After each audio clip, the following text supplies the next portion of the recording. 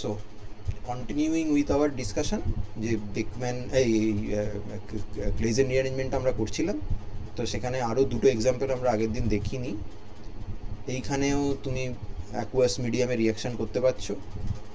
This is again a 1-3-3 sigmatropic shift, 1-1 2-3, এটাও 2-3। এই রিয়াকশানটা বোধহয় আগের দিন বলেছিলাম, তবু একবার দেখে নাও। তো এ এখানে যাবে, এ এখানে যাবে, এ এখানে যাবে, which means I will get an aldehyde here, and because this is a supra arrangement, the O vinyl unit যেটা মাইগ্রেট করছে আর কি, যে সিগমা বন্ডটা মাইগ্রেট করছে, সেটা যেহেতু বিটা ফেসে ছিল, অর্থাৎ ওপরের দিকে ছিল, তো আমার ফাইনাল ডেস্টিনেশনেও সেটা বিটা ফেসেই আছে। আরেকটা রিয়াকশান, সেটা হলো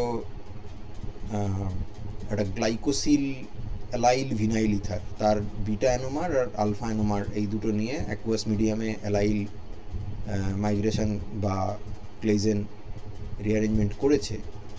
এখানে সোডিয়াম বোরোহাইড্রেট অ্যাড করা হয়েছিল দুটো ক্ষেত্রেই, যাতে অ্যালডিহাইড যেটা তৈরি হচ্ছে সেটা করেসপন্ডিং অ্যালকোহলে কনভার্টেড হয়ে যায়। এগুলো part of the bigger synthesis, তার থেকে একটা ছোট্ট অংশ তুলে নিয়ে দেখানো হচ্ছে। এই ছবিটা অবভিয়াসলি জটিল, তোমার এই এক্সাম্পল পরীক্ষার খাতায় লিখতে হবে না, কিন্তু তবুও আমি জাস্ট একবার একটু দেখাতে চাইছি। এটা একটা গ্লুকোজ ইউনিট, যেটার আমরা এখানে বিটা অ্যানোমারটা নিয়েছি আর এখানে আলফা অ্যানোমারটা নিয়েছি। দুটো ট্রানজিশন স্টেটও এখানে দেখানো আছে। একবার সেটা একটা বোট লাইক ট্রানজিশন স্টেটের থ্রু দিয়ে যাচ্ছে, আর একবারও এখানেও একটা বোট লাইক টিএসের থ্রু দিয়ে যাচ্ছে, এবং ইভেনচুয়ালি যে অ্যালডিহাইডটা তৈরি হচ্ছে সেটা সোডিয়াম বোরোহাইড্রেট দিয়ে রিডিউসড হচ্ছে। এই রিয়াকশানটাও আমরা জলের মধ্যে 60 ডিগ্রি সেন্টিগ্রেডে অ্যাচিভ করতে পারি। এটার গ্রিন কনটেক্সট হচ্ছে, প্রথমত ইম্পর্টেন্ট ব্যাপার হলো যে এটা জলে হচ্ছে, which is a green solvent, sustainable কেমিস্ট্রির জন্য খুব ভালো, লেস ড্রাস্টিক কন্ডিশনে হচ্ছে, তার ফলে প্রোডাক্ট নষ্ট হয়ে যাওয়ার বা ডিকম্পোজিশনের চান্স নেই। রিয়াকশান টাইম যথেষ্ট কম এবং ইল্ড যথেষ্ট ভালো, কস্ট এফেক্টিভ এবং ইকো ফ্রেন্ডলি। ফোর্থ পয়েন্ট যেটা, সেটা always true for rearrangement, atom economy is 100%। And তুমি বলতে পারো যে ইল্ডটা যেহেতু ভালো, তাই অ্যাটম ইকোনমি 100% ব্যাপারটা আমার কাছে আরও এখানে ইম্পর্টেন্ট। আমার যদি কোনো রিঅ্যারেঞ্জমেন্ট রিয়াকশানের 20% ইল্ড হয়, তাহলে despite the reaction being 100% atom economic, I will probably try to improve that reaction condition, যাতে আমার 20% ইল্ডটা বেড়ে আরেকটু বেটার দিকে যায়। কারণ অধিকাংশ কম্পাউন্ডই সেক্ষেত্রে নষ্ট হয়ে যাচ্ছে। স্টার্টিং মেটেরিয়াল হয় রিঅ্যাক্ট করছে না, হলে সাইড প্রোডাক্ট কিছু হচ্ছে। যত বেশি সাইড প্রোডাক্ট হবে, তোমার সেপারেশন করতেও প্রবলেম হবে। সেই ব্যাপারগুলো মাথায় রেখে এই ইমপ্রুভমেন্টগুলোর দিকে যাওয়া হয়। Next up we have the Beckman rearrangement. Beckman rearrangement aldehyde কিংবা কিটোনের অক্সিমের ওপরে রিঅ্যারেঞ্জমেন্টটা করা হয়। তুমি যদি অ্যালডিহাইড নাও এবং তার মধ্যে যদি আমরা হাইড্রক্সিলামিন হাইড্রোক্লোরাইড দিই in presence of sodium acetate, তাহলে দুটো ডায়াস্ট্রিও আইসোমেরিক অক্সিম তৈরি হয়। তার জেডি নোমেনক্লেচার ইত্যাদি করা যায়। এদেরকে যদি আমরা অ্যাসিডিক অ্যানহাইড্রেট দিয়ে ট্রিট করি, তাহলে দুটোই ইভেনচুয়ালি ডিহাইড্রেশন হয় এবং সেখান থেকে আমরা সায়ানাইড বা নাইট্রাইল কম্পাউন্ড পাই। দুজনের ডিহাইড্রেশনের মেকানিজমটা একটু আলাদা।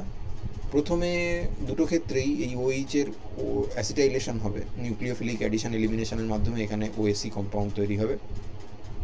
মিডিয়ামে অ্যাসিটেট আছে, এই অ্যাসিটেটটা এখান থেকে প্রোটন খাবে এবং এখানে একটা সিম্পল E2 এলিমিনেশন হবে।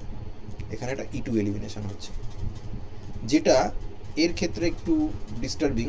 এর ক্ষেত্রে হওয়াটা একটু মুশকিল আছে, কারণ এখানে সিন ওরিয়েন্টেশন আছে। এখানে যেরকম অ্যান্টি ওরিয়েন্টেশন আছে এইচআর ওএসির, এখানে সেটা নেই। কিন্তু এখানে আরেকটা এলিমিনেশন পাথওয়ে টেক ওভার করে নিতে পারে। তোমরা কি বলতে পারবে যে এইটার যেরকম আমরা E2 নাম দিয়েছি, এইটার নামটা কি? এই এলিমিনেশনটার নামটা কি?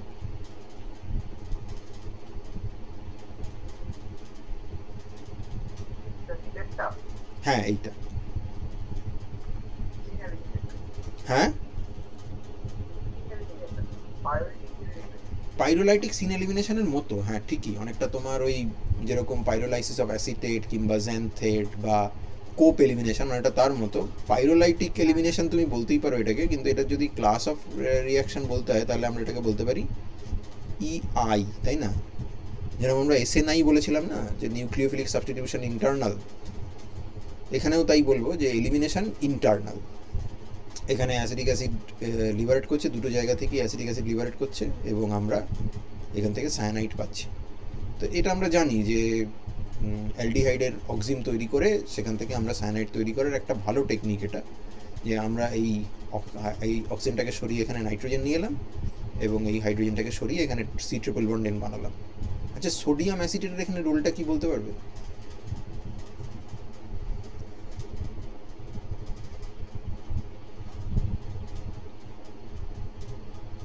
এইখানে এই সোডিয়াম অ্যাসিডেটটার রোলটা কি, এরা কি কাজ করছে? আমরা এখানে মাথায় রেখো, আমরা কিন্তু এটাকে HCl সল্ট হিসেবে দিয়েছি, ওইভাবেই এটা পাওয়া যায়। আর মিডিয়ামে একটু অ্যাসিড থাকাটাও দরকার, তার কারণ যখন নাইট্রোজেন এখানে অ্যাটাক করবে, নাইট্রোজেন যখন এখানে এই কার্বনিল কার্বনে অ্যাটাক করবে, তখন যে OH হবে সেটাকে গুড লিভিং গ্রুপে কনভার্ট করার জন্য আমার একটু অ্যাসিডও দরকার। কিন্তু আমরা যখন NH2H HCl নিয়েছি, এটা বেসিক্যালি NH3+OH Cl- এই ফর্মে আছে। তো সোডিয়াম অ্যাসিডেটের এখানে রোলটা কি? Anyone care to elaborate on that? পিএইচটার কেয়ারফুল কন্ট্রোল দরকার, এবং এই ধরনের রিয়াকশনের অপটিমাম পিএইচ কত জানো মোটামুটি?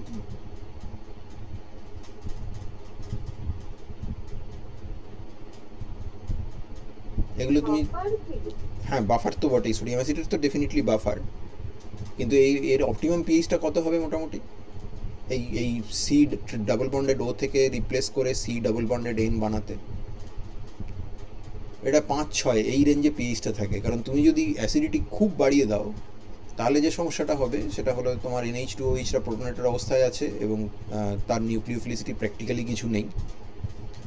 আর যদি তুমি প্রচুর পরিমাণে বেসিক মিডিয়াম করে ফেলো, অ্যালকালাইন হয়ে যায়, পিএইচটা যদি 7-এর অনেকটা উপরে উঠে যায়, তাহলে এই নাইট্রোজেনটা ফ্রি আছে, ঠিকই আছে, এই নাইট্রোজেনটা যখন কার্বনিলে অ্যাটাক করবে, করার পর একটা প্রোটন ট্রান্সফারও হবে, হওয়ার পর একটা OH হবে, এখানে NaOH হবে, কিন্তু ওই যে OH-টা হবে ওটাকে তুমি গুড লিভিং গ্রুপে কনভার্ট করতে পারবে না, কারণ ওই OH-কে গুড লিভিং গ্রুপে কনভার্ট করতে গেলে অক্সিজেনকে প্রোটনেশন করতেই হবে, যেটা আমরা ওই মিডিয়ামে পেরিয়ে উঠবো না। সেই জন্য একটা বাফার ইউজ করা হয় সোডিয়াম অ্যাসিটেট দিলে। সোডিয়াম অ্যাসিটেট দিলে এখানে HCl আছে, তার মানে acidic acid sodium acetate buffer তৈরি হবে এবং সেটা পিএইচটাকে মেনটেন করতে হেল্প করবে। এটা এটা তুমি শিখেছিলে, মনে আছে তোমার? আচ্ছা, এবার বেকম্যানের একটা অবজারভেশন ছিল যে অ্যালডিহাইডদের জন্য তো আমরা সায়ানাইড পাচ্ছি, কিন্তু এই একই কম্পাউন্ড যদি আমরা কিটোন থেকে বানাই, অর্থাৎ কিটো অক্সিম যদি হয়, তাদেরকে ডিহাইড্রেশন করতে গেছে, কারণ বুঝতেই পারছো অ্যালডিহাইডের যেরকম ডিহাইড্রেশন করে সায়ানাইড হয়, তো ওখানেও ডিহাইড্রেশনের জন্য PCl5 বা এই ধরনের ডিহাইড্রেটিং এজেন্ট ব্যবহার করা হয়েছে। PCl5 এখন ইউজ করা প্রায় হয় না, মানে, এবং বেকম্যানের নন গ্রিন কনটেক্সটের মধ্যে এটা একটা বড় পয়েন্ট যে তার যে ডিহাইড্রেটিং এজেন্টগুলো সেগুলো অত্যন্ত হার্মফুল এনভায়রনমেন্টের জন্য এবং ওয়ার্কারের জন্য।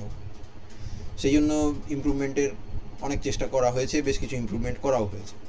তো PCl5 ইউজ করেছে এবং আদার ডিহাইড্রেটিং এজেন্ট ইউজ করলে দেখা যায় যে এখানে সায়ানাইড হচ্ছে না, এখানে অ্যামাইড হয়ে যাচ্ছে। এই যে রিয়াকশনটা, এটার নাম ছিল বেকম্যান রিঅ্যারেঞ্জমেন্ট, আর্নস্ট অটো বেকম্যানের নামে, এবং যিনি আবার একটা বেকম্যান ডিফারেন্সিয়াল থার্মোমিটারও বানিয়েছিলেন, তার জন্যও তিনি বিখ্যাত। আবার অর্গানিক কেমিস্ট্রির যে কোনো স্টুডেন্ট ওনার নাম জানে, কারণ বেকম্যান রিঅ্যারেঞ্জমেন্টটা সকলকেই কোনো না কোনো লেভেলে পড়তে হয়।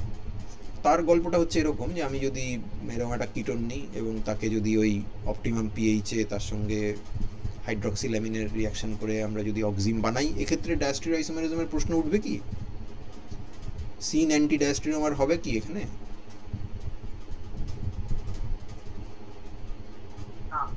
না, হবে না, তার কারণ যে আর দুটো একই গ্রুপ, দুটো যদি R1 হতো তাহলে কিন্তু তখন একটা ইস্যু তৈরি হতো।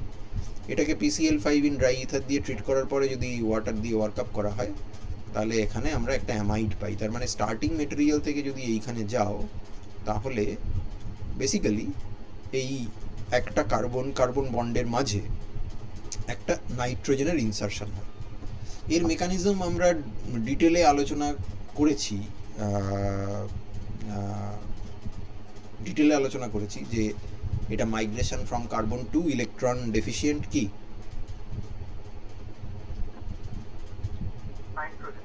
হ্যাঁ, আরেকটা এক্সাম্পল দাও তো যেখানে migration from carbon to electron deficient nitrogen হয়।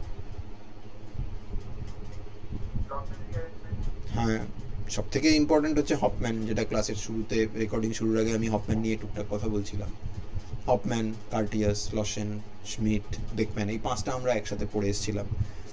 এরকম আর আছে migration from carbon to electron deficient oxygen হয়?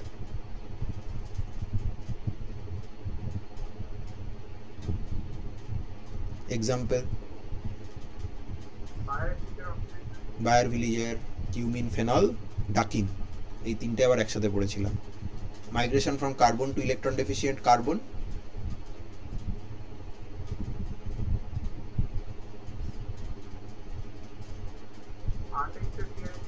অ্যাবসলিউটলি। আনডেস্টেড রিঅ্যারেঞ্জমেন্ট বলে না, ওটা রিঅ্যারেঞ্জমেন্ট পার্টটা হচ্ছে উলফ রিঅ্যারেঞ্জমেন্ট। আর আনডাইস্টার্ড রিয়াকশনটা অল এনকম্পাসিং, তিনটে স্টেপকে একসাথে বলা হয় আনডাইস্টার্ড রিয়াকশন। এছাড়াও আছে ওয়াগনার মিরুইন আছে, পিনাকোলন আছে, এগুলো আমরা সব দেখেছিলাম। তো আমি এইখানে ওই ছবিটা আরেকবার এঁকেছি এটা বোঝানোর জন্য যে তুমি জাস্ট এইটাকে টার্গেট করো এবং এখানটায় এনএইচ ঢুকিয়ে দাও, তাহলেই তোমার প্রোডাক্ট তৈরি হয়ে যাবে। এর মেকানিজমটা আমরা এখানে একটুখানি করেছি এইটা দেখানোর জন্য যে আমার কাছে যদি মিক্সচার অফ কিটোঅক্সিম থাকে তাহলে কোন গ্রুপটা মাইগ্রেট করবে সেটা কিটোঅক্সিমের স্টার্টিং কনফিগারেশনটা দেখলেই বোঝা যাবে। এখানে আর এবং আর1 আছে, যে গ্রুপটা ওইচের সঙ্গে অ্যান্টি হয়ে আছে সে মাইগ্রেট করবে, এবং যে মাইগ্রেট করেছে বুঝতেই পারছো আর, সেটা নাইট্রোজেনের ওপরে চলে গেছে, হয়েছে? যে ওখানে মাইগ্রেট করেছে আর সে নাইট্রোজেনের উপরে চলে গেছে। তো এটা হলো কী করে? প্রথমে অক্সিজেন ফসফরাসের সঙ্গে বন্ড করেছে, because phosphorus oxygen bond is very strong, এবং তারপর এই নাইট্রোজেন আর অক্সিজেনের মধ্যে বন্ডটা উইক হয়ে গেছে। এটা শুরু থেকেই অ্যাকচুয়ালি উইকই ছিল, কারণ দুটো হেটারোটমের মধ্যে সিঙ্গেল বন্ড যথেষ্ট উইক বন্ড।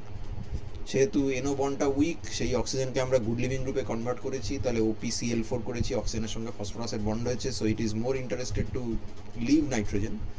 এবং এখানে এই নাইট্রোজেন অক্সিজেন বন্ড ব্রেকিংটা is actually faster than the carbon bond breaking and subsequent reforming of the nitrogen carbon bond. RN bond তৈরিটা স্লোয়ার, নাইট্রোজেন অক্সিজেন বন্ড ব্রেকিংটা ফাস্টার, হুইচ মিনস যে transition স্টেটে এর উপরে একটা সিগনিফিক্যান্ট ডেল প্লাস চার্জ তৈরি হচ্ছে, অ্যান্ড দ্যাট অলসো মিনস যে এই গ্রুপটা যত বেশি ইলেকট্রন রিলিজিং হবে এই ট্রানজিশন স্টেট তত বেশি স্টেবল হবে, এবং এই জন্যই এটাকে আমরা migration from carbon to electron deficient nitrogen বলছি। এবং যেহেতু এটা একটা ইন্টারনাল নিউক্লিওফিলিক সাবস্টিটিউশনের মতো ব্যাক সাইড অ্যাটাক যেরকমভাবে হয়, যেরকম আমরা এনজিপি দেখেছিলাম, ঠিক অ্যান্টি ওরিয়েন্টেশনে না থাকলে তো এনজিপি হতে পারে না, ঠিক তেমনই আর গ্রুপটাও এখানে অ্যান্টি পজিশনেই থাকতে হবে। অতএব R1 বাই ডিফল্ট তার মাইগ্রেটরি অ্যাপটিটিউড বেশি হতে পারে আরের থেকে, কিন্তু R1 কিন্তু মাইগ্রেট করবে না, তার কারণ এই কিটোঅক্সিমটাতে অ্যান্টি পজিশনে আর আছে, তার মাইগ্রেটরি অ্যাপটিটিউড কম হতে পারে, কিন্তু যেহেতু স্টিরিও ইলেকট্রনিক রিকোয়ারমেন্টটা ফিট করে গেছে যে অ্যান্টি থাকবে সেই মাইগ্রেট করবে, তাই মাইগ্রেটরি অ্যাপটিটিউড কম হলেও আরই মাইগ্রেট করবে। এবং অক্সিজেন বেরিয়ে গেল ফসফরাসের সঙ্গে হাত ধরে, and I get something which is looks like this, কিন্তু তার একটা বেটার ক্যানোনিক্যাল আছে। By sharing this nitrogen lone pair you can draw this, which is basically এটা একটা এন অ্যালকিল সায়ানাইড না? সায়ানাইডের এনটার উপরে একটা অ্যালকিল গ্রুপ দিয়ে দিয়েছি, তাই না? তো সেই নাইট্রোজেনের মাথায় প্লাস আছে, ওই জন্য আমরা এটাকে এন অ্যালকিল নাইট্রিলিয়াম আয়ন বলছি, which is a powerful electrophile.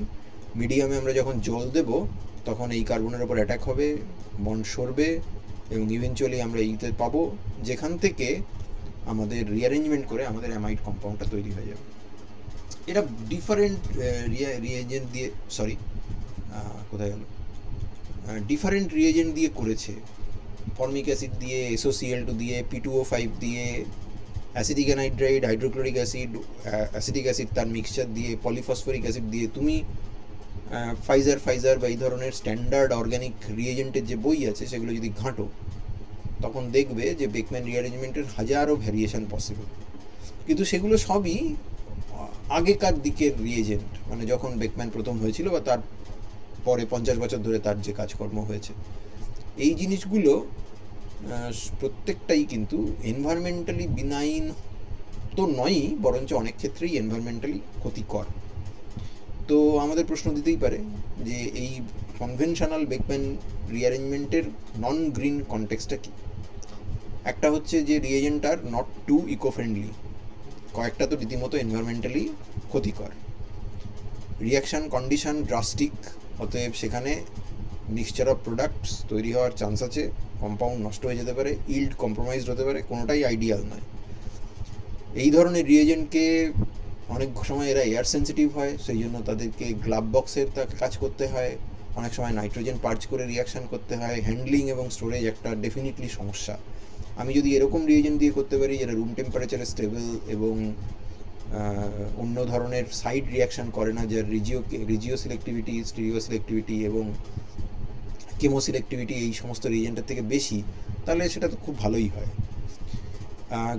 Separation এবং purification of side products is obviously a tedious case. Reaction time যথেষ্ট বেশি এবং সেই রেসপেক্টে যতটা টাইম এবং রিসোর্স তুমি ইনভেস্ট করছো তার রেসপেক্টে তোমার ইল্ডটা ভালো নয়। কাজেই এই রিয়েজেন্টগুলোকে আমাদেরকে রিপ্লেস করতে হবে। তো প্রথম যেটা করেছে সেটা হচ্ছে কিটোঅক্সিম নিয়ে আমাদের এখানে ক্লে দিয়ে রিয়াকশান করেছে, মনপ্রোনিলাইট K10, যেটা ম্যাগনেসিয়াম অ্যালুমিনিয়াম সিলিকেট। এটা মাইক্রোওয়েভে উইদিন 7 to 10 মিনিটস রিয়াকশান হয়ে গেছে এবং সলভেন্ট ফ্রি রিয়াকশান কন্ডিশনে, সলভেন্টলেস কন্ডিশনে আমরা রিয়াকশান করতে পেরেছি। এখানে কে মাইগ্রেট করার কথা ছিল এটাতে? হ্যাঁ, R1 মাইগ্রেট করেছে, তুমি বুঝতে পারছো তো? ওই নাইট্রোজেনটাকে এই মানে কার্বন স্টার্টিং কার্বনিলটা ইমাজিন করো, অ্যাজ ইফ ভাবো যে এখানে অক্সিজেন আছে, আর তারপরে এই জায়গাটাতে একটা নাইট্রোজেন ঢুকিয়ে দাও, দিলে হয়ে গেল। বেশ, সলিড স্টেট বেকম্যানের এটা একটা এক্সাম্পল। দেখো ইলটা খেয়াল করো, 91%। আচ্ছা, এই কম্পাউন্ডটার নাম হচ্ছে অ্যাসিটানিলাইট, তাই তো? আমি ঠিক বলছি তো? অ্যাসিটানিলাইট তুমি এই অ্যাসিটোফেনন অক্সিম থেকে বানিয়েছো, শিওর? অ্যাসিটোফেনন অক্সিম কোত্থেকে এসছে? এটা কোত্থেকে পেয়েছি? অ্যাসিটোফেনন থেকে। আচ্ছা, অ্যাসিটোফেনন অক্সিমের দুটো গ্রুপ আছে, ফিনাইল আর মিথাইল।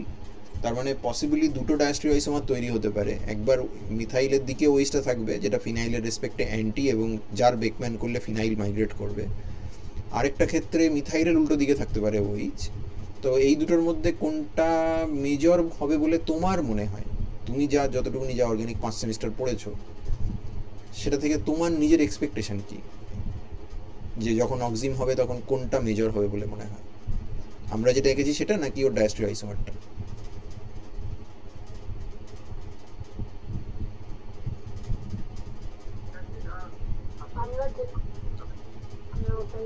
আমরা যেটা এঁকেছি সেটাই।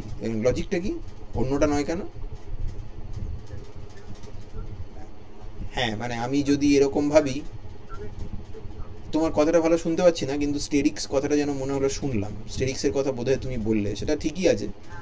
কারণ এইটা যদি ফিনাইল হয় তাহলেই, আর এইটা যদি মিথাইল হয় তাহলেই আমাদের ডায়াস্টেরিওআইসোমারটা হয়ে যায়। কিন্তু শিওর এইখানে ওইচ আর ফিনাইলের মধ্যে যথেষ্ট পরিমাণে স্টেরিক হিন্ড্রেন্স হবে এবং সেটা ভালো নয়। সেই জন্য ওটা মাইনর প্রোডাক্ট হবে, ওর ট্রানজিশন স্টেটটা ডিস্টেবিলাইজড। ওকে, তো বানানোর পরে মাইক্রোওয়েভে মনপ্রোনিলাইট ক্লে দিয়ে K10 দিয়ে রিয়াকশান করেছে, মাত্র 10 মিনিটের মধ্যে রিয়াকশান হয়েছে, 91% ইল্ড হয়েছে। অতএব এখানে সঙ্গে সঙ্গেই তুমি বুঝতে পারছো যে তোমার দুটো ইমপ্রুভমেন্ট তো হয়েই গেল। ইল্ড অত্যন্ত ভালো এবং টাইম খুব কম লেগেছে। হ্যাঁ, তুমি মাইক্রোওয়েভ খরচা করছো, তো মাইক্রোওয়েভকে আমরা সাধারণত মানে কনভেনশনাল যে হিটিং এনার্জি সোর্স তার থেকে মোর এফিসিয়েন্ট বলে মনে করি এবং সেই জন্য সেটা এনার্জি এফিসিয়েন্ট বলে ধরা হয়। এবার আমার যেটা আরেকটা প্রশ্ন আছে সেটা হচ্ছে যে আরেকটা মেথড বলতে পারবে এটা তৈরি করার? তার সাথে গ্রিন কেমিস্ট্রির কোনো সম্পর্ক নেই, জাস্ট বেসিক অর্গানিক কেমিস্ট্রির টেকনিক ইউজ করে।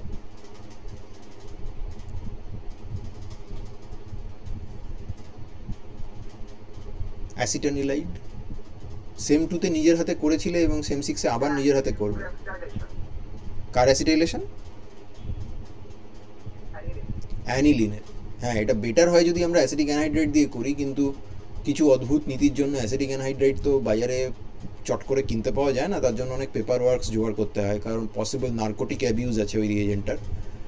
তো সেই জন্য আমরা অ্যাসিডিক অ্যানহাইড্রেট দিয়ে করি না। কিন্তু অ্যানিলিনের ক্ষেত্রে তুমি মনে করে দেখো, আমরা একটা রিয়াকশান করেছিলাম যেখানে রাউন্ড বটম ফ্লাস্কে অ্যানিলিন, ডিস্টিল করা অ্যানিলিন নিয়ে তার মধ্যে অ্যাসিটিক অ্যাসিড দিয়ে সেটার মধ্যে আমরা বয়েলিং চিপ দিয়ে ফুটিয়ে দিয়েছিলাম। এবারও সেই রিয়াকশানটা আমরা করব, কিন্তু একটু রিডিউসিং এনভায়রনমেন্ট রাখার জন্য, যাতে খুব বেশি অন্য মানে ঝামেলাগুলো না হয়, তার জন্য আমরা ওর মধ্যে একটুখানি জিঙ্ক ডাস্ট দিয়ে কাজ করব আর কি।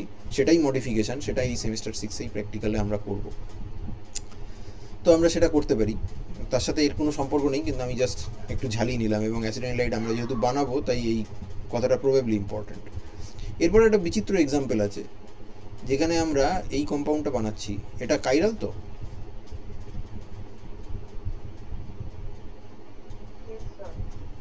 তার মানে এটা কাইরাল, এবং এটা 1 নম্বর কার্বন, এটা 2 নম্বর অ্যাটম, নাইট্রোজেন 3 4 5 5 মিথাইল এপসাইলন ক্যাপ্রোল্যাক্টাম। এই মিথাইলটা যদি না থাকতো তাহলে এর নাম হতো এপসাইলন ক্যাপ্রোল্যাক্টাম। এটা আমরা দেখবো। এবং এপসাইলন ক্যাপ্রোল্যাক্টাম অ্যাকচুয়ালি একটা অত্যন্ত ইম্পর্টেন্ট মলিকিউল মানব জাতির ইতিহাসে, because that is the monomer of the famous polymer. নামটা বলতে পারবে? নাইলনের দুটো ভ্যারাইটি হয়, নাইলন 6, নাইলন 6-6। কোনটার মোনোমার এটা? না, নাইলন 6-6 এর মোনোমার হচ্ছে দুটো। সেখানে তোমার লাগবে হচ্ছে অ্যাডিবিক অ্যাসিড, আর হচ্ছে 1,6 ডাইঅ্যামিনো হেক্সেন। এটা হচ্ছে নাইলন 6 এর মোনোমার।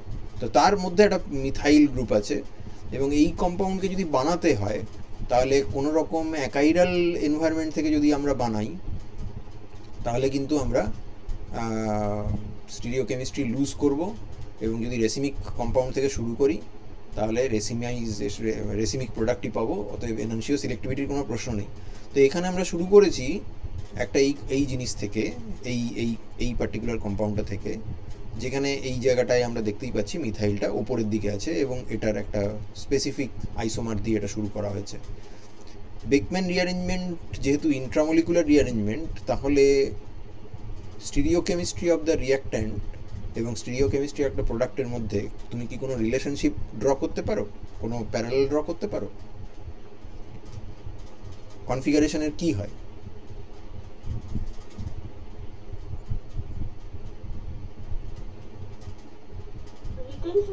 রিটেনশন হবে। তো এখানে তুমি কি দেখছো?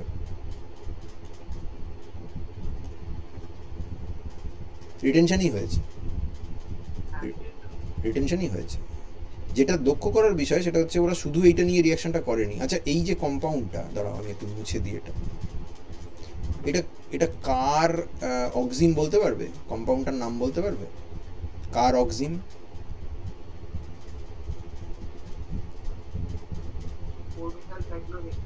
4-মিথাইল সাইক্লোহেক্সানন। আচ্ছা, সেটা কি অপটিক্যালি অ্যাক্টিভ?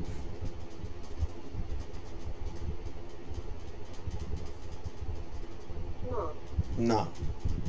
4-মিথাইল সাইক্লোহেক্সাননের ক্ষেত্রে C4 পজিশনটা হচ্ছে সিউডো অ্যাসিমেট্রিক। তার আরএস নোমেনক্লেচার করা যায়, কিন্তু এর ক্ষেত্রে কম্পাউন্ডটা অ্যাকচুয়ালি ট্রুলি অপটিক্যালি অ্যাক্টিভ এবং কাইরাল। কারণ 4-মিথাইল সাইক্লোহেক্সাননের জন্য C1 আর C4 এর মাঝখান দিয়ে সিমেট্রি প্লেন চলে যায়, অথচ ওই যে সেন্টারটা, ওই C4টা, ওটার অ্যাকাইরোটপিক কিন্তু স্টিরিওজেনিক। স্টিরিওজেনিক তো নাকি? না, স্টিরিওজেনিক নয়। মানে এই মিথাইলটা যদি ধরো সাপোজ উপরের দিকে থাকে তাহলে একটা, আর যদি নিচের দিকে থাকে তাহলে কিন্তু আরেকটা হবে। তো স্টিরিওজেনিক সেন্টার হবে ওটা। সেই জন্য ওটা অ্যাকাইরোটপিক বা স্টিরিওজেনিক, এবং সেক্ষেত্রে আমরা ওখানে অন্য সমস্ত সিউডো অ্যাসিমেট্রিক ক্যারেক্টার ফ্যাক্টর দেখতে পাই। তো এখানে একটা 1:1 ইনক্লুশন কমপ্লেক্স নিয়েছিল এই কম্পাউন্ডটার সাথে, এর বিভৎস নাম আছে, দরকার নেই। সেটা নিয়ে রিয়াকশন করেছে, 80% এনানসিওমেরিক এক্সেস পাওয়া গেছে। আচ্ছা, এই কম্পাউন্ডটা নিয়েছে, এটাও মাইনাস। এগুলো তোমার মনে রাখতে হবে না, মানে এই ধরনের এক্সাম্পল পরীক্ষাতে লেখা মুশকিল। যদি তোমাকে বেকম্যান দেয় তো তুমি মাইক্রোওয়েভ দিয়ে বেকম্যান দেখাতে পারো, সেক্ষেত্রে অ্যাসিড এনলাইটের এক্সাম্পলটা ভালো। এক্স্যাক্ট কন্ডিশনও তোমাকে মাথায় রাখতে হবে না, মাথায় জাস্ট রেখো যে ফিউ মিনিটসের মধ্যে রিয়াকশনটা হয়ে যায়, গ্রেটার দ্যান 90% ইল্ড হয়। আর বেনিফিটস কী কী আছে সেগুলো তো আমরা অলরেডি আলোচনা করেইছি। তো তবুও আমি এনানসিও সিলেক্টিভিটি দেখানোর জন্য এই কম্পাউন্ডগুলোকে দেখাচ্ছি। এখানে মাইনাস আছে, এখানে প্লাস আছে, তাহলে কনফিগারেশন রিটার্ন হলো কী করে?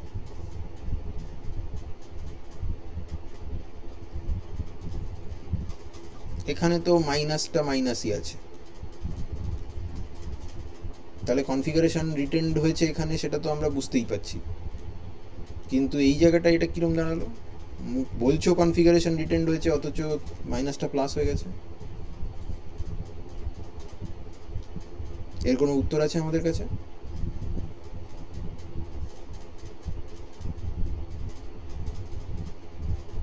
এটা বলতে পারা উচিত। কিন্তু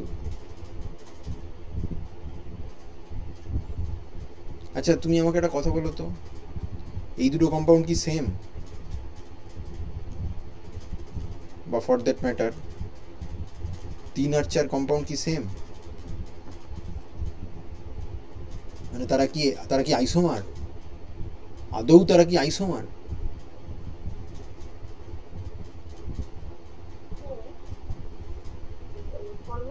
তারা কি স্টিরিও আইসোমার? তাহলে একটা মাইনাস আর একটা প্লাস, এটা দেখে আমি কি বুঝবো?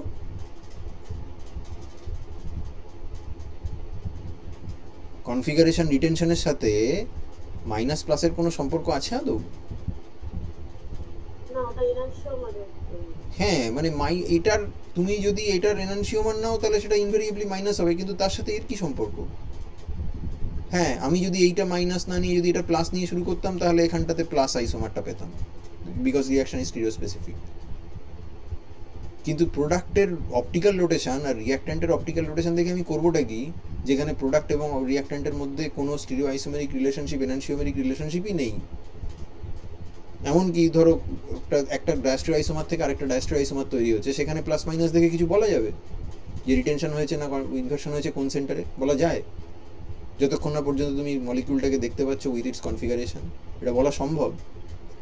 আরে ভাই, ডায়াস্ট্রিও আইসোমার তো, এ আর বি যদি ডায়াস্ট্রিও আইসোমার হয়, এ থেকে বি হচ্ছে, এবার এতে হয়তো 4খানা স্টিরিও সেন্টার আছে, তো কোন সেন্টারে রিটেনশন হয়েছে, কোন সেন্টারে ইনভার্সন হয়েছে, সেটা কি প্লাস আর মাইনাস দেখে বলা সম্ভব? প্লাস থেকে প্লাসও হতে পারে, প্লাস থেকে মাইনাসও হতে পারে, এই দুটো পসিবিলিটি আছে। কাজে এইখানে রিটেনশন অফ কনফিগারেশনের সঙ্গে change in sign or not change in sign of the optical rotation, এটাকে গুলিয়ে ফেলাটা ঠিক নয়। আমার পয়েন্টটা কি বুঝতে পারলে আমি যেটা বললাম? কাজেই এই তোমাকে কিন্তু কোনো ঠিকঠাক জায়গায় ইন্টারভিউ দিতে গেলে তোমাকে এইসব প্রশ্নই কিন্তু করবেন। এমন কোনো এসোটেরিক কোশ্চেন করবেন না যেটা জানা না থাকলে। ইনফো বেসড কোশ্চেন তারা খুব একটা করতে পছন্দ করেন না, কিন্তু কনসেপচুয়াল কোশ্চেন করবেন যেখানে এই সব জিনিসগুলোর ভেতরে তোমাকে এটা বলেই দেবেন, হয়তো মানে রিয়াকশনটা হয়তো দেওয়াই থাকবে, এবং তারপরে এই সব নানা রকমের প্রশ্ন করবেন যেগুলো যাদের কনসেপ্ট ক্লিয়ার নেই তাদের মাথা ঘুরিয়ে দেওয়ার পক্ষে যথেষ্ট, কিন্তু যাদের কনসেপ্ট ক্লিয়ার আছে তারা ঠিক পেয়ে যাবে। যেটা তোমাকে আমি বলছিলাম যে এই কমার্শিয়ালি বানায় সাইক্লোহেক্সানন নেয়, সাইক্লোহেক্সানন নিয়ে তার মধ্যে হাইড্রক্সিলামিন হাইড্রোক্লোরাইড আর বাফার দিয়ে করসপন্ডিং অক্সিনটা বানায়, এটাকে 20% ওলিয়াম মানে বুঝতেই পারছো ফিউমিং সালফিউরিক অ্যাসিড, অত্যন্ত এনভায়রনমেন্টালি খারাপ, কিন্তু tonnes and tonnes of oleum use করা হয়, কারণ ওলিয়ামের প্রচুর ভূমিকা আছে ইন্ডাস্ট্রিয়াল অর্গানিক কেমিস্ট্রিতে। ফাইনালি ওটাকে H2O দিয়ে ট্রিট করলে আমরা এখানে এপসাইলন ক্যাপ্রোল্যাক্টাম পাই। এখানে যেহেতু দুটো এন্ড সিমেট্রিক্যাল, যে কোনো একটাতে তুমি নাইট্রোজেন ইনসারশন করতে পারো, যেটাকে অ্যালকালি দিয়ে ট্রিট করলে এখানে কন্ডেনসেশন পলিমারাইজেশন হয় এবং হয়ে নাইলন 6 তৈরি হয়ে যায়, সরি অ্যাডিশন পলিমারাইজেশন হয় এবং নাইলন 6 তৈরি হয়ে যায়। কন্ডেনসেশন পলিমারাইজেশনটা নাইলন 6 ক্ষেত্রে হবে। তাই এর জন্য অনেক রকমের হেটেরোজিনিয়াস ক্যাটালিসিস ব্যবহার করা হয়েছে, কারণ এই অ্যালকালি ফ্যালকালি এসব যত কম ব্যবহার করতে পারবে তত ভালো। ওলিয়াম যতটা কম ব্যবহার করা যায় ততই ভালো। তার জন্য নানা রকমের জিওলাইটস, অ্যাসিডিক জিওলাইটস ইত্যাদি ব্যবহার করেছে। তার কিছু কিছু নাম দেওয়া আছে যেগুলো আমরা রিসাইকেল করতে পারি এবং তাদের স্টেবিলিটিও যথেষ্ট ভালো এবং তারা এনভায়রনমেন্টালি অতটা ইম্প্যাক্টফুলও নয়। এখানে রিয়াকশনটা সলভেন্টলেস কন্ডিশনে করা হচ্ছে, রিয়েজেন্টস আর eco friendly, product can be easily separated and yield is very high compared to that for conventional method. Process is cost effective and 100% atom economical, which is a given, কারণ তুমি তো সেই সেম অ্যাটমগুলোই পাচ্ছ। এরপর যে রিয়াকশনটা আমরা ডিসকাস করব সেটা হচ্ছে বায়ার-ভিলিজার অক্সিডেশন, যেটা আমরা একটু আগেই বললাম, মাইগ্রেশন ফ্রম কার্বন টু কি ইলেকট্রন ডেফিসিয়েন্ট কি অক্সিজেন।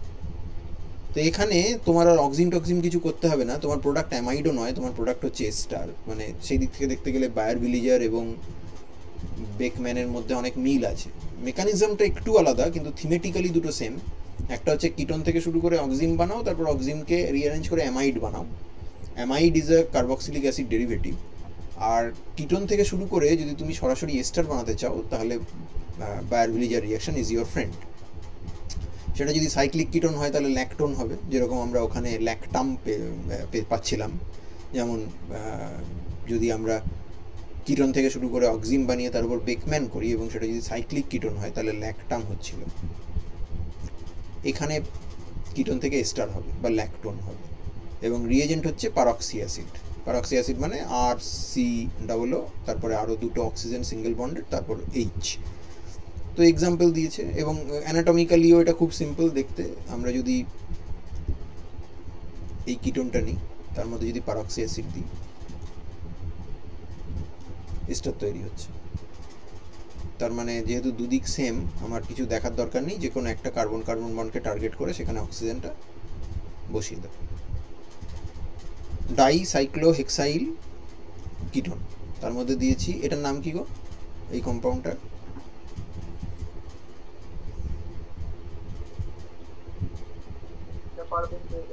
হ্যাঁ, পার অ্যাসিডের নামকরণ করা হয়, আগে প্যারেন্ট অ্যাসিডটা ধরে নেওয়া হয়, তার আগে পার বসিয়ে দেওয়া হবে। এখানটায় যদি পিএইচ এর জায়গায় CF3 থাকতো তাহলে কি নাম হতো?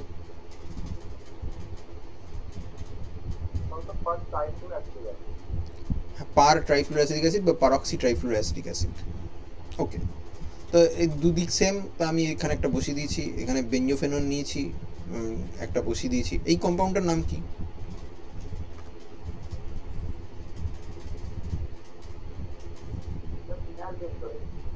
ফিনাইল বেঞ্জোয়েট, ঠিক। এবার সাইক্লিক কিটোনের জন্য দু একটা এক্সাম্পল। সাইক্লোহেক্সানন থেকে আমাদের এই ল্যাকটোনটা, সাইক্লোপেন্টানন থেকে আমাদের এই ল্যাকটোনটা। MCPBA মানে কি?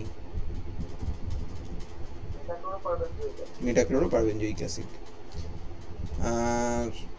এইগুলোর ব্যবহারের জন্য আমাদের যা রিয়েজেন্ট আছে, এটা ভন বায়ার এবং ভিলিজার এই দুজনে আলাদা আলাদাভাবে ডেভেলপ করছিলেন, দুজনের মধ্যে কোনো কোলাবোরেশন ছিল না। ঘটনাচক্রে দুজনে একই সময়ে কাজটা করছিলেন এবং সেই জন্য এর নাম দেওয়া হয় বায়ার ভিলিজার অক্সিডেশন। বহু পুরনো রিয়াকশন। এই যে MCPBA বা ট্রাইফ্লুরোপ্যারাসিটিক অ্যাসিড বা পারবেনজোইক অ্যাসিড, এদেরকে অনেক সময় অ্যাসিডের সলিউশনটাতে ইউজ করা হয়, অনেক সময় খুব বেশি রিঅ্যাক্টিভ অ্যাসিড হলে তার সঙ্গে মিথিলিন ক্লোরাইড দেওয়া হয়। এবং এই জাতীয় জিনিস আমরা বহুদিন ধরে বায়োভিলিজারে ইউজ করে এসেছি, কিন্তু তাদের সার্টেন ডিসঅ্যাডভান্টেজও আছে। পারক্সি অ্যাসিডগুলো বা তার থেকে যে সাইড প্রোডাক্টস অনেক সময় তৈরি হয়, পারক্সাইড তৈরি হয়, সেগুলো মোটেও ইকো ফ্রেন্ডলি নয়। আনডিজায়ারেবল অক্সিডেশন হয়ে যেতে পারে আদার ফাংশনাল গ্রুপসের। যেমন বায়োভিলিজারের একটা বড় প্রবলেম হচ্ছে পারক্সি অ্যাসিডকে ব্যবহার করলে অনেক সময় সেই প্রবলেমটা হয়। যে কোনো একটা অর্গ্যানিক কম্পাউন্ডের সাথে পারক্সি অ্যাসিডের প্রথম কোন রিয়াকশন তুমি দেখেছিলে?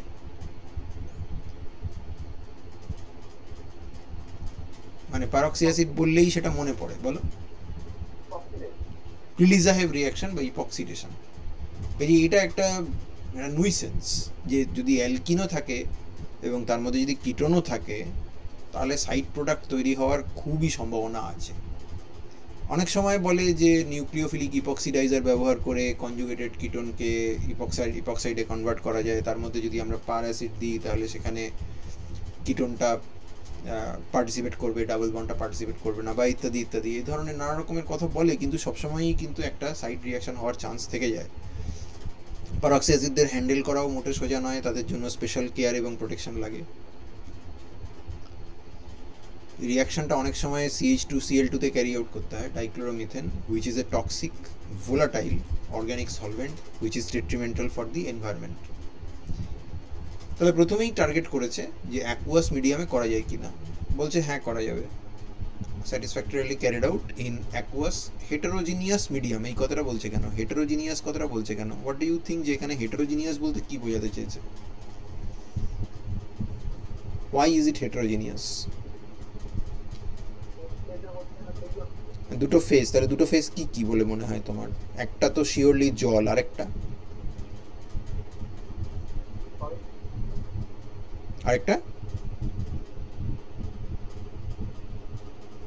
এখানে তুমি তো একটা অর্গ্যানিক কিটোন ব্যবহার করছো, সেখানে একটা হাইড্রোজেন বন্ড অ্যাকসেপ্টার সাইট আছে একটা, কিন্তু ওভারঅল তুমি যদি মলিকিউলটার চেহারা দেখো তাহলে ওটা হাইড্রোফোবিক পার্টও যথেষ্ট বেশি আছে। So would you expect this two thing to be soluble in water? তার মানে দুটো ফেজ থাকবেই, সেখানে একটা কোনো অ্যাজিটেশন বা ইত্যাদি বা এই ধরনের কিছু আমরা ব্যবহার করব। টেম্পারেচারটা খেয়াল করো, এই কম্পাউন্ডের জন্য মাত্র 20°C রিয়াকশন হয়ে যাচ্ছে, 95% ইল্ড। আর যদি আমরা অ্যারোমেটিক কিটোন ব্যবহার করি তো 80°C লাগছে। তুমি তোমার অর্গানিক কেমিস্ট্রির বিদ্যে দিয়ে এক্সপ্লেন করতে পারো যে এই রিয়াকশনটা একবার 20°তে হচ্ছে আর একবার 80°তে কেন হচ্ছে? একটা অ্যালিফ্যাটিক কিটোন আর একটা অ্যারোমেটিক কিটোন, এই জায়গা থেকে উত্তরটা হবে, বলতে পারবে?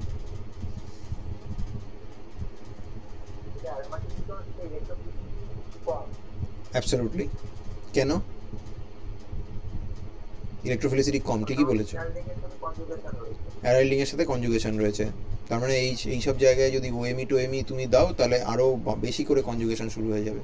তো তার সাথে বেয়ার ভিলিজারের কি সম্পর্ক?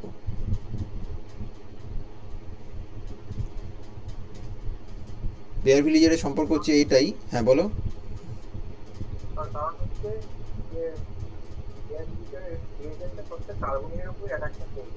প্রথমে তো অ্যাসিড বেস রিয়াকশন হবে, প্রথমেই কার্বনিলকে প্রোটনেট করে দেবে, প্রোটনেট করার পর ইলেকট্রোফিলিসিটি বেড়ে গেল কম্পেয়ার টু নন প্রোটনেটেড কার্বনিল। তারপরে এই যে এমসিপিবিএ, যেটা নাকি প্রোটন ছেড়ে দিয়ে করেসপন্ডিং কনজুগেট বেস হয়েছে, সেই পারক্সাইড মানে তোমার পারক্সি অ্যাসিডের কনজুগেট বেস, সেই অ্যানায়নটার আলফা এফেক্ট আছে, অতএব এখানে নিউক্লিওফিলিক অ্যাটাক করবে। তার মানে এই কার্বনটার ইলেকট্রোফিলিসিটি যত বেশি হবে তত রিয়াকশন ভালো হবে। সেটা অবভিয়াসলি অ্যালিফ্যাটিক সিস্টেম হলে বেটার, অ্যারোমেটিক সিস্টেম হলে খানিকটা কম্প্রোমাইজ, তবুও ইল্ড খারাপ না। 1.5 থেকে 1.5 আওয়ারের মধ্যে, এখানে 1 ঘন্টার মধ্যে রিয়াকশন হয়েছে, এখানে 80°C প্রায় 70 to 90% রিয়াকশন পাওয়া যাচ্ছে। কিছু কিছু কম্পাউন্ড আছে যারা বেয়ার ভিলিজারে একটু অদ্ভুত বিহেভ করে, যেমন অ্যান্থ্রন থেকে অ্যান্থ্রাকুইনন হয়ে যায়। কিছু কিটোন আছে, যেমন এই কিটোনটা, এটা এক্সেপশনালি আনরিয়াক্টিভ। এটার এক্সেপশনাল আনরিয়াক্টিভিটির পেছনে কি কারণ থাকতে পারে বলে তোমার মনে হয়?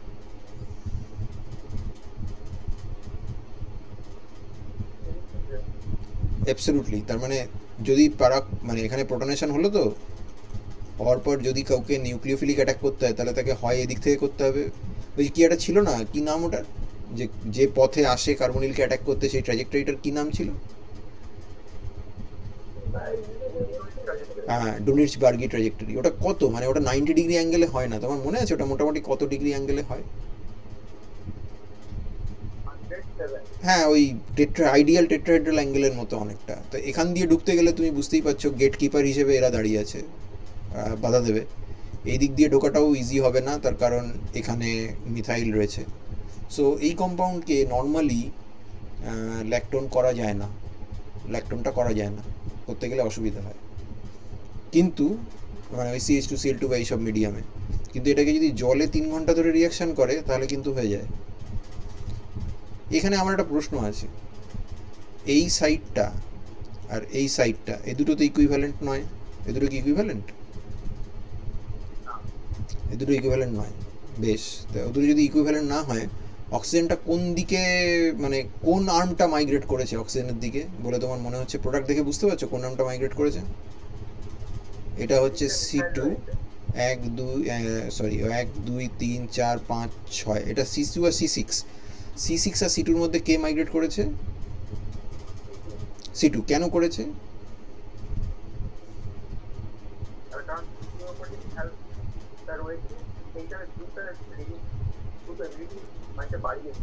লিভিং গ্রুপ নয়, মানে মাইগ্রেটরি অ্যাপটিটিউডকে বাড়িয়ে দিয়েছে, because this is a migration from carbon to electron deficient oxygen.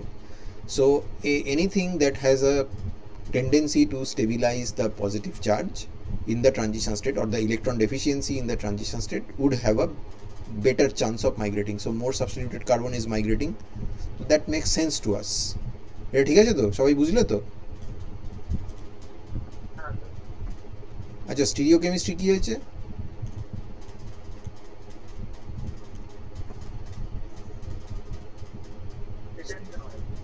সেটা কি এক্সপেক্টেড না আনএক্সপেক্টেড? সেটা expected. Okay, so we are good. আচ্ছা কি বলছে গ্রিন কনটেক্সট কি আছে, reaction occurs under environmentally benign green solvent water, that's good, yield is good, some reactions can be done at room temperature, so that's very good, energy efficient, substrate scope is wider than the organic solvent alternative, যেমন আমরা এখানে দেখালাম যে এই কম্পাউন্ডে যদি reaction করতে হয় organic সলভেন্টে হয় ফেলিওর হয়, নাহলে অন্য কিছু হয়, যেমন অ্যানথ্রোন থেকে তুমি যদি করতে যাও অর্গানিক সলভেন্টে তাহলে অ্যানথ্রাকুইনোন হয়ে যায়, বায়ার ভিলিজার হয় না, বায়ার ভিলিজার হলে অ্যাকচুয়ালি এটা সাইক্লিক এস্টার হওয়ার কথা, ওখানে ওর যে 10 পজিশনটা আছে সেই 10 পজিশনটাকে অক্সিডাইজ করে দেয়। তো সেই সাবস্ট্রেটগুলো যেগুলো বেয়ারা সাবস্ট্রেট তাদেরকে তুমি এখানে এই মিডিয়ামে ভালোভাবে রিয়াকশন করতে পারবে। যদি তুমি ক্লোরোফর্ম বা এই ধরনের CH2Cl2 সলভেন্টকে অ্যাভয়েড করতে চাও, একেবারে জলও ব্যবহার করলে না, কিছুই করলে না, সেক্ষেত্রে সলভেন্ট ফ্রি রিয়াকশান কন্ডিশনে করাটা বোধহয় বেটার। আন্ডার মর্টার পেসেল আমরা যদি করতে পারি তাহলে রিয়াকশান হয়ে যাবে। যেমন মেটাক্লোরোপারবেনজোইক অ্যাসিডকে ইউজ করা হয় কিটোনের সাথে, এবং সেটা সলিড স্টেটে করলে সলিউশনের থেকে তার রেট অনেক ফাস্টার। এই মেথডে কিটোনটাকে পাউডার করে নেওয়া হয়, মানে কিটোনটা অবভিয়াসলি সলিড কম্পাউন্ড, তার সঙ্গে 2 ইকুইভ্যালেন্টস অফ মেটাক্লোরোপারবেনজোইক অ্যাসিড দিয়ে আমরা মিক্সচার বানাই মর্টার প্রেসেলে, এবং তারপর সেটাকে রুম টেম্পারেচারে রেখে দিয়ে ওয়ার্ক আপ করে নেওয়া হয়। ক্লোরোফর্মের থেকে যা ইল্ড থাকে তার রেসপেক্টে অধিকাংশ ক্ষেত্রেই ইল্ডটা অনেক বেটার। আমরা কোটা কয়েক এক্সাম্পল এখানে দিচ্ছি।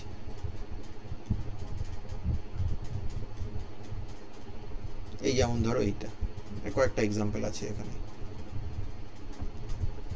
আচ্ছা এখানে টারশিয়ারি বিউটাইলটা যদি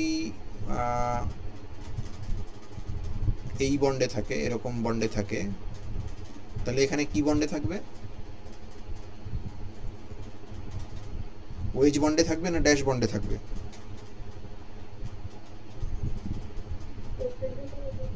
আমি বলছি এই টারশিয়ারি বিউটাইলটা যদি ওয়েজ বন্ডে থাকে তাহলে এখানে কিসে থাকবে, ওয়েজ না ড্যাশ? অর্থাৎ সোজা হিসেব কনফিগারেশন কি হবে? হ্যাঁ রিটেনশন, তাহলে বলার কি আছে, তার মানে এটাই হবে। এবার এখানে এটা দেয়নি মানে প্রবাবলি এখানে রেসিমিক কম্পাউন্ড নিয়েছে, রেসিমিক কম্পাউন্ড নিয়ে তৈরি করেছে, মানে এখানে প্রোডাক্ট যেটা তৈরি হচ্ছে সেখানে কিন্তু ওর স্টিরিওকেমিস্ট্রি ইনট্যাক্ট থাকবে। ওকে, তো এখানে রুম টেম্পারেচার 30 মিনিটস রিয়াকশন হচ্ছে সলিড স্টেটে। আচ্ছা তারপরে এখানটায় একটা অ্যারোমেটিক কিটোন আছে, MCPBA দিয়ে রিয়াকশন হচ্ছে, রুম টেম্পারেচারে অনেক বেশি টাইম লাগছে, 5 days রেখে দিয়েছে, রেখে দেওয়ার পরে 50% ইল্ড ছিল ক্লোরোফর্মে, এখানে 64% ইল্ড হচ্ছে। এখানে মার্জিনাল ইম্প্রুভমেন্ট, এই রিয়াকশনটা এমনিতেই বেশ ভালো, ক্লোরোফর্ম বা ডাইক্লোরোমিথেনে 94% ইল্ড, সেখানে খুব মার্জিনাল ইম্প্রুভমেন্ট হচ্ছে, অতএব এইটা হয়তো তোমার খুব বেনিফিট কিছু হবে না, কিন্তু এই রিয়াকশনটা হয়তো ইল্ডটা একটু বেটার হলো, সময় বেশি লেগে যাচ্ছে, এখানে টাইমটা হয়তো কম লাগছে। তারপরে খেয়াল করো, আচ্ছা এখানে দুটো গ্রুপ আছে, একটা হচ্ছে ফিনাইল আর একটা হচ্ছে বেনজাইল। কে মাইগ্রেট করেছে? বেনজাইল। এই অ্যাকচুয়ালি বায়ার ভিলিজার একটা এমন এক্সাম্পল যেখানে কিন্তু আমরা, তুমি মনে করো আমরা পড়েছিলাম যে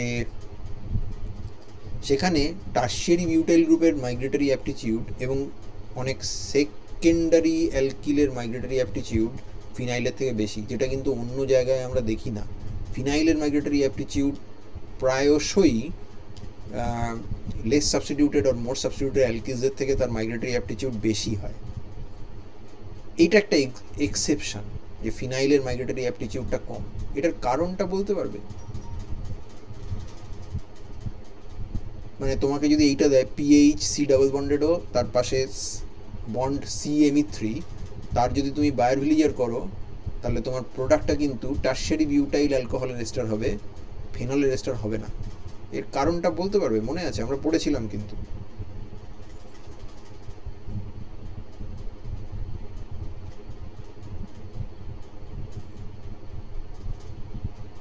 অ্যাকচুয়ালি দুটো ট্রানজিশন স্টেট আঁকতে হয়, আমার কাছে এইখানে এটা আছে, আমি একবার দেখিয়ে দিই তোমাদেরকে।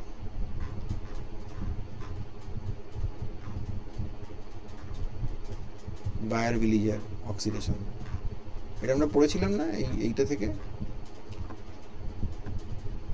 সেমিস্টার 4-এ। এই দেখো দুটো গ্রুপ আছে, একটা হচ্ছে আর, একটা হচ্ছে R1।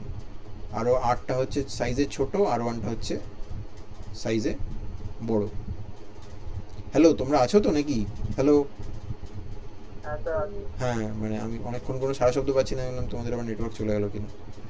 তাহলে তুমি যদি আর কে মাইগ্রেট করাতে চাও, তাহলে অক্সিজেন অক্সিজেন বন্ডের সঙ্গে অ্যান্টি করে আঁকতে হবে, সেক্ষেত্রে R1টা গস হয়ে যাচ্ছে। আর যদি R1কে মাইগ্রেট করাতে চাও, তাহলে আরটা গস হয়ে যাচ্ছে। এবার যেহেতু এইসব জায়গায় লোন পেয়ার আছে, আর কে এখানে রাখার থেকে R1কে এখানে রাখাটা বেটার। কারণ R1 যদি গস হয়ে যায় এই লিভিং গ্রুপের সঙ্গে, তাহলে স্টেরিক হিন্ড্রেন্স অনেক বেশি হবে, এবং সেই জন্য R1 যেটা নাকি সাইজে বড় টারশিয়ারি বিউটাইল, তার ইন্ট্রিনজিক মাইগ্রেটরি অ্যাপটিটিউড ফিনাইলের থেকে কম হতে পারে, কিন্তু ফিনাইলের থেকে তার ইমিডিয়েট সাইজটা বড়, রিয়াকশন সেন্টারের কাছে তার স্টেরিক ডিমান্ডটা অনেক বেশি। And that is why it is preferable two pose the R1 group at the anti position with respect to the oxygen bond. তো এটা আমরা জাস্ট একবার রিমাইন্ডার একটা দিলাম আর কি। বেঞ্জোফেননের সাথে রিয়াকশন হচ্ছে সলিড স্টেটে 24 আওয়ার্স ধরে। এখানে এই ইল্ডটা 13%। এত কম ইল্ড হওয়ার পেছনে কারণ কি? বেঞ্জোফেননের জন্য হঠাৎ করে এত কম ইল্ড হলো কেন? হোয়াই ডু ইউ থিঙ্ক যে তার ইল্ডটা এত কম? বেঞ্জোফেননের কি এমন স্পেশাল ব্যাপার আছে যে তার সেক্ষেত্রে বায়োরভিলিয়ার ইল্ড এত কম?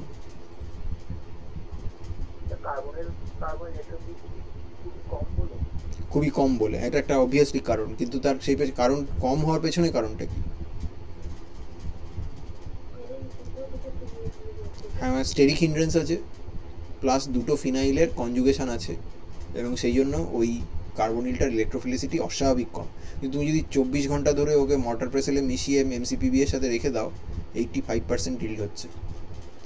অন দি আদার হ্যান্ড সবসময় যে ইম্প্রুভমেন্ট হবে তাও নয়। যেমন এখানে আমরা একটা বেঞ্জোফেনন ডেরিভেটিভ নিয়েছি, যেটা এখানে প্যারাপোজিশনে একটা ব্রোমিন ছিল। অদ্ভুতভাবে এখানে CH3-তে মানে সামান্য একটা ব্রোমিন দেওয়ার পর তার মানে ইমপ্রুভ করে গেছে 72%, 13 থেকে 72%। এবং এটা যদি আমরা সলিড স্টেটে রিয়াকশন করি, তাহলে ইল্ড তো ইমপ্রুভ করেই না, উল্টে এটা মাত্র 50% হয়ে যায়।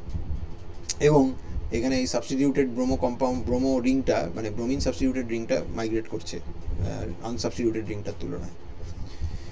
এর সুবিধে কী কী? সুবিধে অনেকগুলো আছে। Reaction occurs under solventless condition, which is very good, মানে এটাই হওয়া উচিত, এটাই বাঞ্ছনীয়। Better yield than organic solvents অধিকাংশ ক্ষেত্রেই।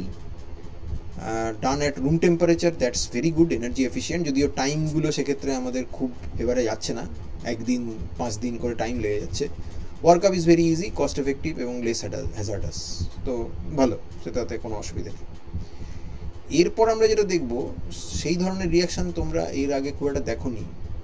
একমাত্র যখন তোমরা ওই ACC পড়েছিলে, ফার্মাসিউটিক্যাল কেমিস্ট্রিতে একটা ফার্মেন্টেশন পার্ট ছিল, ওইখানে তুমি কিছু ব্যাকটেরিয়াল ট্রান্সফরমেশন দেখেছিলে, মনে আছে? এবং এই ক্লাসের শুরুতে যখন আমি অফলাইন ক্লাস নিচ্ছিলাম, তখন আমরা কিছু ব্যাকটেরিয়াল ট্রান্সফরমেশন দেখেছিলাম অ্যাডিপিক অ্যাসিড সিনথেসিসের জন্য, green alternative to adipic acid. সেরকম ব্যাকটেরিয়াল বা মাইক্রোবিয়াল কম্পাউন্ড বা মাইক্রোবিয়াল অর্গানিজমকে কাজে লাগিয়ে তাদের থেকে যে এনজাইমগুলো পাওয়া যায়, সেই এনজাইমকে কাজে লাগিয়ে অর্গানিক রিয়াকশান করা হয়, তাদেরকে বলা হয় এনজাইম ক্যাটালাইজড রিয়াকশান। তার একটা এক্সাম্পল হচ্ছে এনজাইম ক্যাটালাইজড অক্সিডেশন। এটা বহুদিন ধরে এটা চলছে, মানে 1950s 60s সময় থেকে লোকে জানে এই রিয়াকশানের কথা। এবং যে এনজাইমগুলো এটা করে থাকে তাদেরকে আমরা বলে থাকি Baeyer Villiger mono oxygenase, BVMO। One of the most prominent example is cyclohexanone monooxygenase। এই দেখো, সাইক্লোহেক্সানোনকে দিয়েছি, তার থেকে আমাদের ল্যাকটোন তৈরি হয়েছে। এখানে ফ্ল্যাভিন অ্যাডেনিন ডাইনিউক্লিওটাইড আর reduced version of NADP, nicotinamide adenine dinucleotide phosphate, এটা ইউজ করেছি।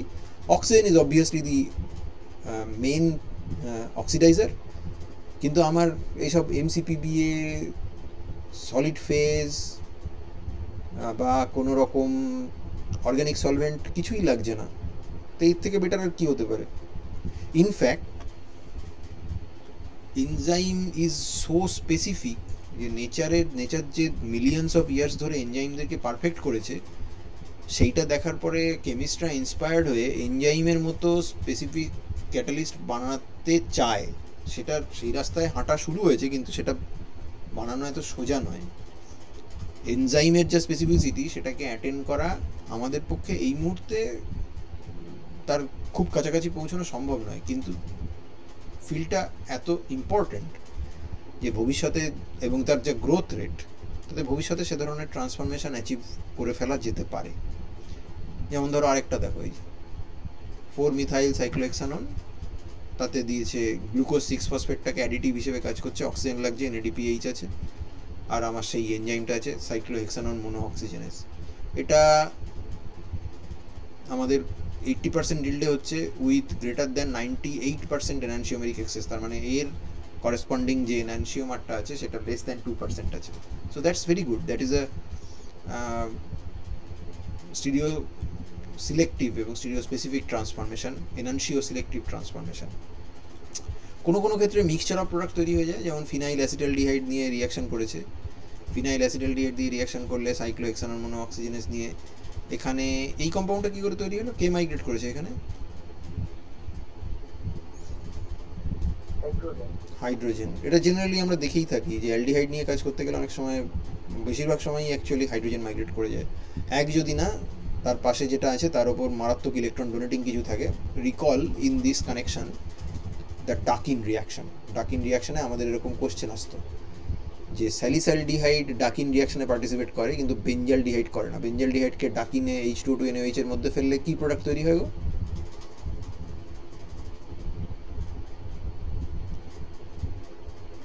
হাইড্রোজেন মাইগ্রেট করে, কারণ বেঞ্জোইক অ্যাসিড হয়, অ্যালকালি মিডিয়াম, তার মানে বেঞ্জোয়েট হয়।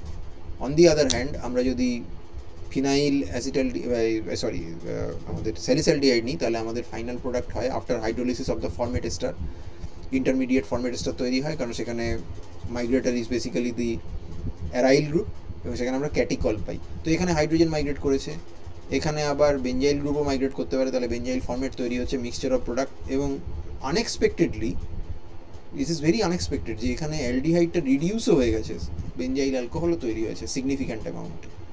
আবার ফিনাইল অ্যাসিডন থেকে যখন শুরু করছে তখন most of the product is benzyl acetate. এই এনজাইমগুলোর সাবস্ট্রেট স্কোপ খুব বেশি, ফলে a number of reactions you can do, and in industrial scale এটাকে এখন অলরেডি অ্যাপ্লাই করা হয় বেয়ার-ভিলিজের অক্সিডেশনের জন্য। গ্রিন কনটেক্সটে কি? This is nothing but biocatalysis. তুমি ব্যাকটেরিয়া বা এই ধরনের জিনিস থেকে ডিরাইভড এনজাইম দিয়ে রিয়াকশন করছো, হার্মফুল কেমিক্যাল অ্যাভয়েড করছি। রিজিও সিলেক্টিভিটি, স্টিরিও সিলেক্টিভিটি এবং chemo selectivity is very good, done under mild condition and at a much faster way, তাহলে energy efficient and not degrading to products. সবথেকে important যেটা, সেটা হচ্ছে এই যে এনজাইম প্রডিউসিং যে মাইক্রো অর্গানিজমগুলো না, তাদের ডিফারেন্ট স্ট্রেইনস আছে এবং তাদের জেনেটিক অল্টারেশন করা যায়, করে তুমি এমন এনজাইম বানাতে পারো যে এনজাইমগুলো ফার্স্ট ইটারেশন বা সেকেন্ড ইটারেশন এনজাইমগুলোর থেকে আরও বেশি স্পেসিফিক, আরও ফাস্টার রিয়াকশন করতে সক্ষম। সেটা এখন করাই যায়, কিন্তু আর্টিফিশিয়াল এনজাইম বানিয়ে রিয়াকশন করানোর স্টেজটা আমরা এখনও পৌঁছইনি সেই জায়গাতে, মানে যেটা ন্যাচারাল এনজাইমরা করতে পারে, কিন্তু ন্যাচারাল এনজাইমের মডিফিকেশন আমরা করতে পারি, এবং সেটা করলে তোমার আরও বেটার ক্লাস অফ এনজাইমস তৈরি হয়। আজকে যদিও টাইম শেষ হয়ে এসছে, তবুও একটু ছোট্টখানি একটা জিনিস বাকি আছে, আমি ওটা একটুখানি বলে দিই। বায়োকেমিক্যাল অক্সিডেশনও পসিবল, তুমি ওখানে এনজাইম দিয়ে করছিলে, এখানে তুমি ব্যাকটেরিয়া দিয়ে করছো, যেমন অ্যাসপারজিলাস ট্যামারি, এটা দিয়ে করছো। এখানে নন্দ্রালোন কম্পাউন্ডটাকে নিয়েছে, নিয়ে দেখো এই জায়গায় শুধু বেয়ার-ভিলিজার হয়নি, ফার্স্ট এটা অক্সিডাইজড হয়েছে এবং তারপরে এখানে অক্সিজেনের ইনসারশন হয়েছে, 5 মেম্বার থেকে 6 মেম্বার হয়ে গেছে। আরেকটা এক্সাম্পলই আছে, সেটা হলো আমাদের এই ধরনের স্টেরয়েড নিউক্লিয়াস নিয়ে ডিফারেন্ট কম্পাউন্ড নিয়েছে, কখনো অ্যান্ডোস্টিন, 317 ডাইওন, প্রোজেস্টেরন বা টেস্টোস্টেরন, পেনিসিলিয়ামের নানা রকমের ভ্যারিয়েশন ইউজ করছে, কখনো পেনিসিলিয়াম লিলাসিকাম, পেনিসিলিয়াম ক্রিসনজেনাম বা এই ধরনের মাইক্রো অর্গানিজম ব্যবহার করে ভালো ইল্ডে তুমি ডিফারেন্ট কম্পাউন্ডস বানাতে পারো। এদের গ্রিন কনটেক্সটে কি? Mild condition, much faster way, energy efficient, not degrading to products, regio selectivity, stereo selectivity এবং chemo selectivity is excellent for the microorganism, and again you can modify the microorganisms to produce better enzymes which will give you more efficient synthesis, এবং সেই জন্যই এইখানে প্রচুর কাজ হচ্ছে এখন। So this concludes our second part of the syllabus. আমাদের যে 3টে পার্ট আমরা পড়বো বলে বলেছিলাম, তার মধ্যে 2টো পার্ট কিন্তু আমাদের হয়ে গেল। নেক্সট দিনে আমরা একবার এখানকার কোশ্চেনগুলো একবার দেখে নেব নেক্সট ক্লাসটাতে, যে এখান থেকে কী ধরনের প্রশ্ন আসে। প্রশ্ন স্ক্যান কপি তোমাদেরকে দেওয়া আছে, কাজেই সেটা দেখে নিও। আমি ক্লাসে একবার একটু ধরে ধরে আলোচনা করে দেব। আর তারপরে আমরা চলে যাব হচ্ছে আমাদের যে লাস্ট রিমেনিং পার্টটা আছে, modern Trends in green chemistry, ওই জায়গাটাতে। আজকের ক্লাস নিয়ে কারো কোনো প্রশ্ন আছে কি? বেশ, তাহলে আমি রেকর্ডিং বন্ধ করছি।